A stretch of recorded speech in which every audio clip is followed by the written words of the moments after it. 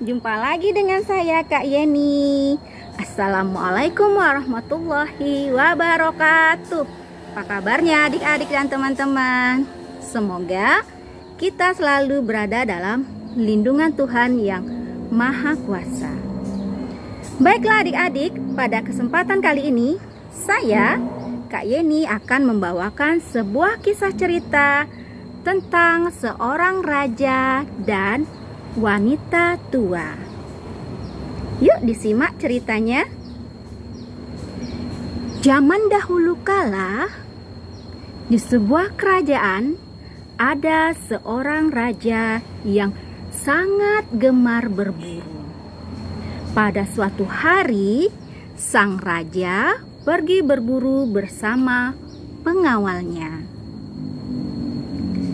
Sesampainya mereka di hutan, ada hal buruk yang menimpa pada sang raja. Ia terpisah dari pasukannya dan dia tersesat, sehingga dia tidak bisa pulang kembali menuju kerajaannya. Sang raja terus berjalan dan berjalan di dalam hutan. Sesampainya di sebuah bukit, dia memandang ke bawah. Tak ada satupun rumah di sana. Semua tertutup dengan rimbunnya pepohonan yang tinggi dan berdaun lebat. Akhirnya, sang raja membuat keputusan untuk menuruni bukit tersebut sambil terus menyusuri anak sungai. Sang raja terus berjalan dan berjalan. Akhirnya, sang raja pun merasa kelelahan. Dikarenakan ia merasa kelelahan, sang raja pun akhirnya duduk beristirahat. Setelah sekian lama dia duduk beristirahat, matahari yang tadinya bersinar begitu terang berlahan-lahan mulai redup cahayanya. Malam pun hampir tiba.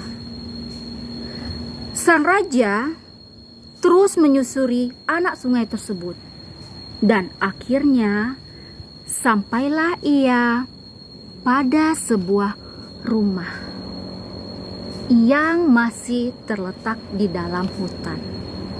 Hanya ada satu rumah di sana, dan rumah itu pun sudah kelihatan sangat tua. Akhirnya sang raja pun mengetok pintu rumah tersebut. Tok, tok, tok, tok. Di dalam rumah itu ada satu orang wanita tua. Mendengar ketokan di pintu, ia pun pergi keluar dengan berjalan membungkuk. "Siapa di luar?" Wanita tua itu membuka pintu. Akhirnya wanita tua itu mempersilahkan sang raja masuk ke dalam. Namun, wanita tua itu tidak tahu jika yang berdiri di hadapannya adalah sang raja di negeri tempat ia berdiam. Raja pun masuk ke dalam dan duduk setelah dipersilahkan. Dia tidak kelihatan seperti seorang raja karena penampilannya sudah lusuh dan raut wajahnya penuh dengan gurat-gurat kelelahan. Wanita tua itu merasa iba melihat sang raja. Dia bergegas pergi ke belakang, mengambil secangkir air dan memberikan air itu kepada sang raja. "Anak muda, ini ada segelas air. Aku lihat kau begitu kelelahan Minumlah air ini untuk menghilangkan dahagamu. Akhirnya sang raja pun meminum air di dalam gelas itu. 1 kali teguh aja, airnya langsung habis. Kluk, kluk, kluk, kluk, kluk, kluk, kluk, kluk, kluk, kluk. Airnya langsung habis dan sang raja merasa sangat bersyukur. Dahaganya telah hilang. Tak lama berselang, wanita tua itu pun kembali ke dapur dan dia membawa sepiring nasi yang akan diberikannya kepada sang raja. Dia mempersilahkan sang raja untuk menyantap nasi tersebut beserta lauk pauknya. Wahai anak muda, kau sepertinya tidak hanya kehausan, kau juga kelaparan. Aku yakin kau pasti tersesat di hutan ini, terpisah dari teman-temanmu. Benar, Nenek. Aku tadi berburu bersama teman-temanku. Aku terpisah dan tersesat. Aku tidak tahu jalan pulang menuju rumahku kembali. Sang raja menuturkan kronologis kenapa dia tersesat. Namun dia tidak menceritakan bahwa dia adalah raja. Dikarenakan dia merasa begitu lapar, sang raja pun segera mengambil nasi yang telah dihidangkan tanpa menunggu nasi dan lauk pauknya menjadi dingin. Dia segera mengambilnya dan saat itu dia merasa sensasi terbakar pada telapak tangannya. Au! Panas sekali nasi ini, kata sang raja. Akhirnya nasi yang digenggamkan itu terjatuh dari genggamannya dan berserakan di lantai, tak bisa dimakan lagi. Kemudian wanita tua itu menghampiri sang raja dan dia pun mulai berkata, Wahai anak muda, kau sungguh tidak sabaran sekali. Kau sama sifatmu dengan raja di negeri ini yang tidak sabaran. Sang raja kaget mendengar perkataan wanita tua itu. Namun dia masih merahasiakan identitas dirinya. Sang raja pun berkata, Wahai Nenek, mengapa kau bisa menyimpulkan bahwa raja kita di negeri ini adalah orang yang tidak sabaran sifatnya? Tahukah kau anak muda bahwa sang raja itu tidak sabaran? Aku menilainya adalah dengan banyaknya tentara kerajaan itu yang mati terbunuh saat pertempuran dalam melumpuhkan kerajaan di negeri yang lain ini.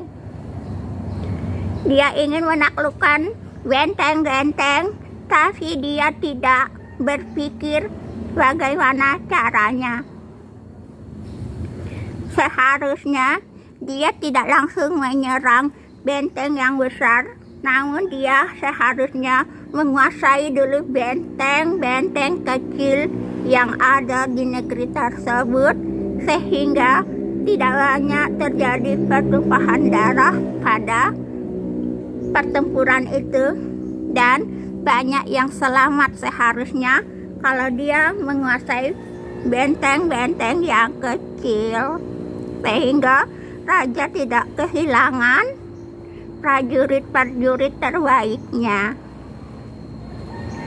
Tahukah kau anak muda, untuk mencapai sesuatu yang sangat besar itu dibutuhkan strategi. Kita tidak bisa langsung menyerang ke benteng utamanya. Harusnya raja menguasai yang di pinggir-pinggirnya terlebih dahulu.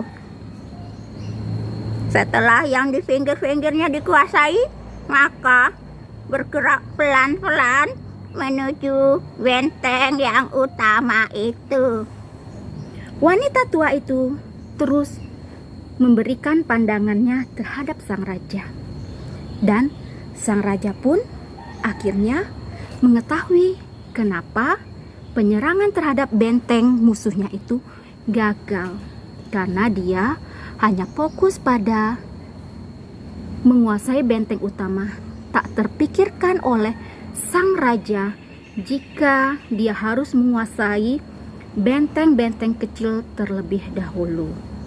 Dan akhirnya setelah bercakap-cakap malam itu, sang raja membukakan identitasnya kepada wanita tua itu.